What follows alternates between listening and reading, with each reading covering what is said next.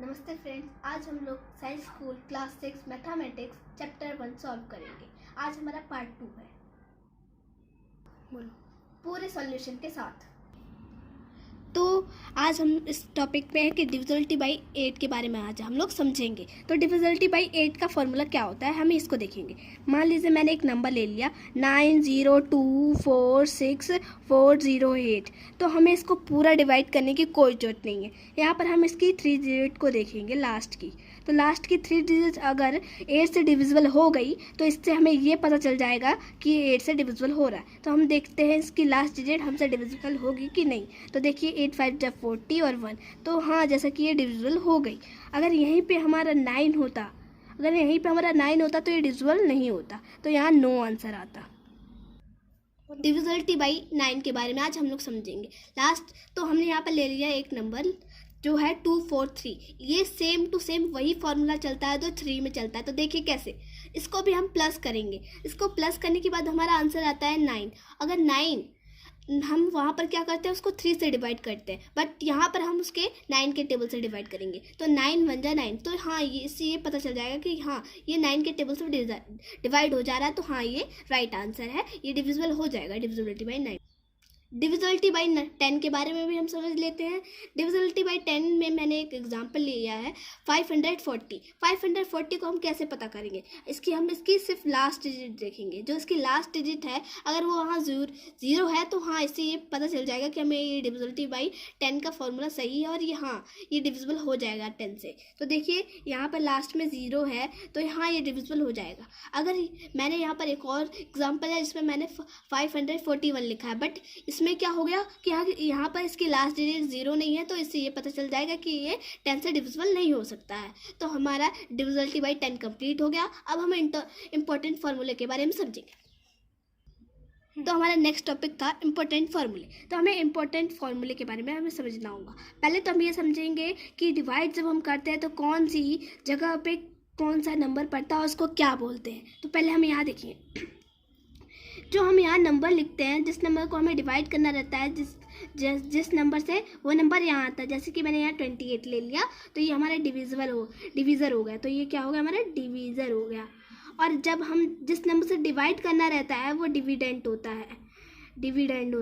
जैसे कि मैंने यहाँ ले लिया 2828, तो ये डिविडेंट हो गया। और क्वांटिटी फिर हमारा उसके बाद आएगा 101। तो इसको जो 101 आएगा आंसर, वो हमारी क्वांटिटी होगी।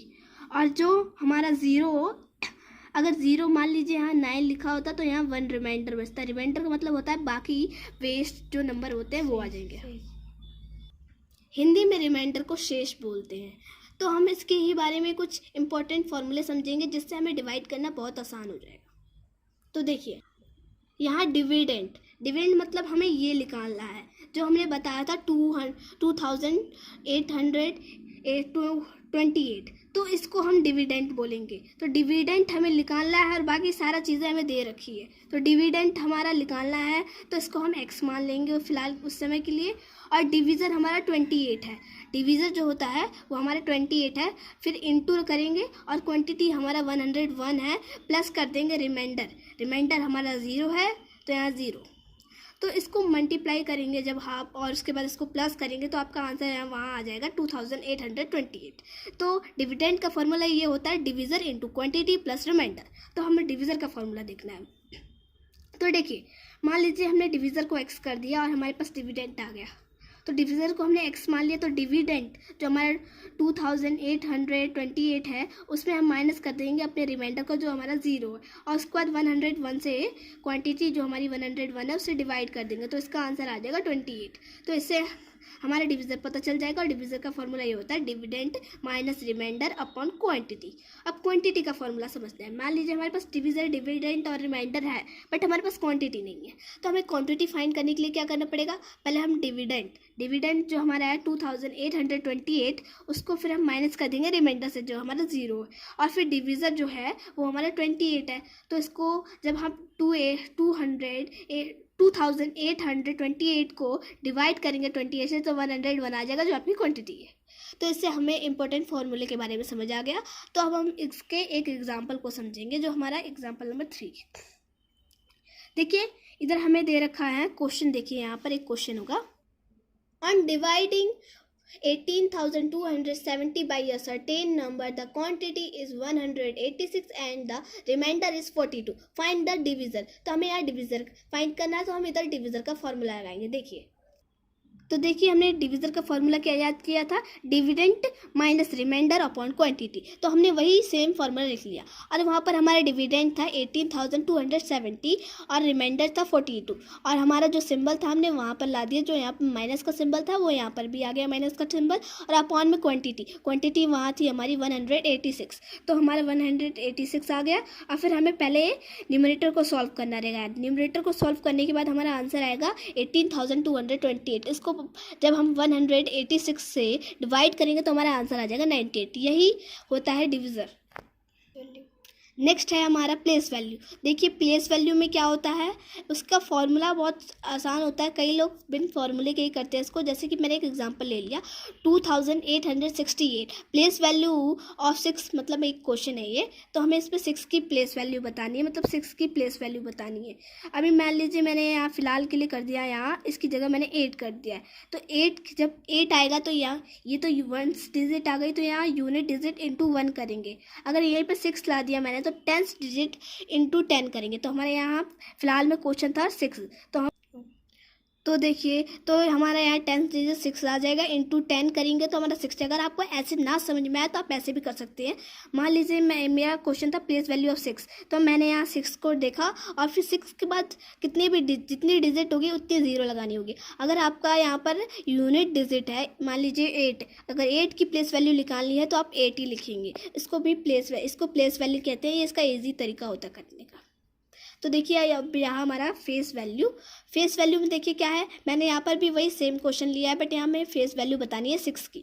तो 6 की जब हमें फेस वैल्यू बतानी होगी तो मैं आपको एक एग्जांपल देती हूँ. जैसे कि जब आप अपना चेहरा किसी मिरर में देखेंगे तो वो 10 तो हो नहीं जाएगा, या आपका चेहरा 9 8 ऐसे तो कुछ भी नहीं हो सकता, क्योंकि आपका चेहरा तो वो एक ही था तो एक ही रहेगा. तो इधर भी हमें 6 की फेस वैल्यू बतानी है, तो 6 का फेस तो 6 ही रहेगा, कोई 10 8 9 तो हो नहीं जाएगा. तो इसका बहुत आसान होता है. तो फेस वैल्यू भी आपको समझ में आ गई होगी. तो दोस्तों देखिए हमारा नेक्स्ट टॉपिक क्या है, ग्रेटेस्ट और स्मॉलेस्ट कैसे फाइंड करें हम. कई बार क्वेश्चन आता है find the greatest digit of 4 digit. Greatest 4 digit हमें ढूंढना रहता है. तो कई लोग क्या करते हैं, कोई लिखाता है 286 28,000, कोई लिखाता है कुछ ऐसे, ये गलत हो जाता है.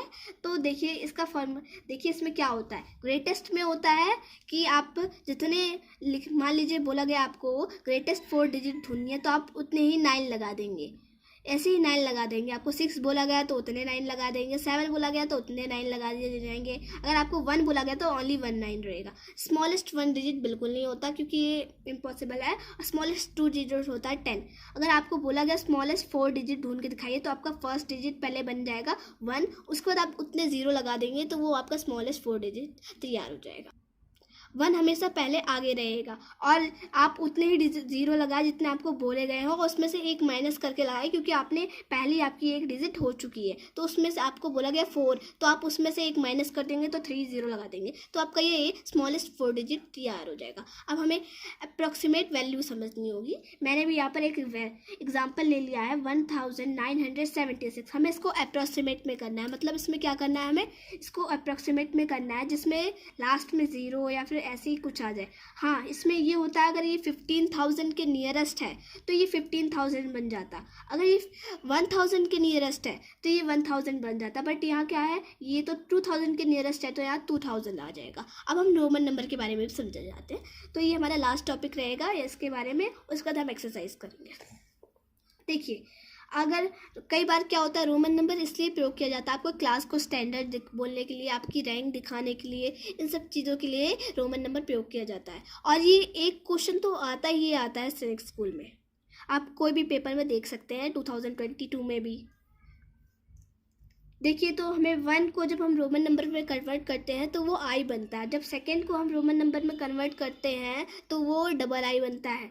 जब हाँ, आप इसका भी ध्यान रखिए कि इसका कोई फॉर्मूला नहीं बनता है, इसको आपको याद करना पड़ेगा। और कुछ नंबर ऐसे होते हैं जिसको हम रिपीट नहीं करते, और इन्हीं नंबरों से, जो मैंने नंबर्स लिखे हैं, इन्हीं नंबरों से रोमन नंबर कन्वर्ट होता है। जैसे कि आपको बोल दिया गया है यहाँ पर 11 की वैल्यू ढूंढने के लिए। मान लीजिए मैंने एक एग्जाम्पल लिख दिया यहीं पे कि आपको 11 की रोमन नंबर फाइंड करनी है, तो आप पहले तो 10 को लिख लेंगे, और फिर 1 की वैल्यू कितनी थी, आई, तो एक्स आई हो जाएगा 11 की वैल्यू। तो आपको इन्हीं के मिक्सअप से पता चल जाता है। और हाँ, बट कुछ नंबर्स ऐसे होते हैं जो आप रिपीट नहीं करते हैं, उसका कोई वो नहीं रहता है। इसको मैं नेक्स्ट वीडियो में बताऊँगी कभी। तो देखिए, पहले हम इसको समझ लेते हैं, इसको याद कर लेते हैं। फर्स्ट, जब 1 को आप रोमन नंबर में लिखेंगे तो 1 बने, आई बनेगा वो सेकंड। जब 2 को आप रोमन नंबर में लिखेंगे तो वो सेकंड बनेगा। जब 3 को आप रोमन नंबर में लिखेंगे तो ट्रिपल आई बनेगा। और वी को जब 4 की वैल्यू आई वी होती है, 5 की वी होती है, 6 की वी आई होती है, 7 की वी आई आई होती है, और 8 की वी आई आई आई होती है, 9 की आई एक्स होती है, और 10 की एक्स होती है, 500 की डी होती है, 1000 की एम होती है, 2000 की एम होता है, और 100 की सी होती है, 40 की एक्सएल होती है, 90 की एक्स सी होती है। हमें ज़रूर ध्यान देना पड़ेगा, ये बहुत ज़्यादा कन्फ्यूज़ करने वाला ये होता है, ये 2 नंबर, तो उसको ज़रूर याद करना।